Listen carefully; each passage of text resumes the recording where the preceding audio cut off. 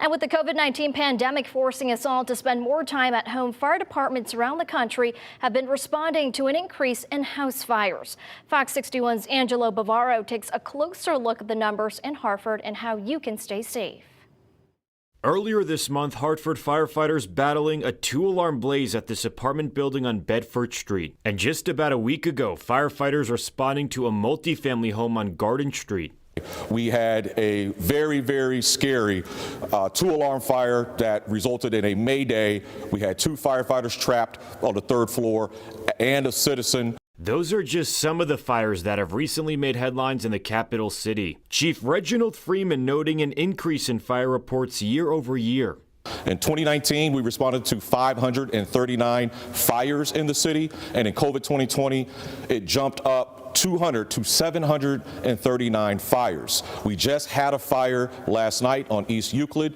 Chief Freeman also highlighting the pandemic's impact on those numbers. COVID-19 has added an additional element that municipal fire departments aren't necessarily used to, and that's everyone being at home all the time.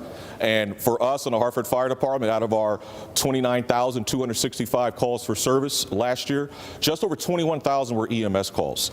According to the National Fire Protection Association, cooking, heating, and electrical equipment are among the leading causes of home fires year-round.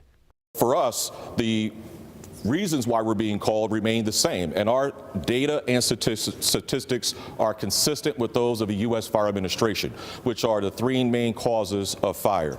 That is food unattended, that is cooking on the stove, that is electrical fires, and also open flames and/or improperly discarded smoking materials. The Hartford Fire Department continuing its mission to prevent those fires by educating the public. Our Special Services Unit, out of our 124,000 citizens here in the city of Hartford, they actually reached out and touched 114,000 back in 2019. Firefighters will also knock on the doors of people in the neighborhood after a fire and give them prevention educational materials. Angelo Bavaro, Fox 61 News.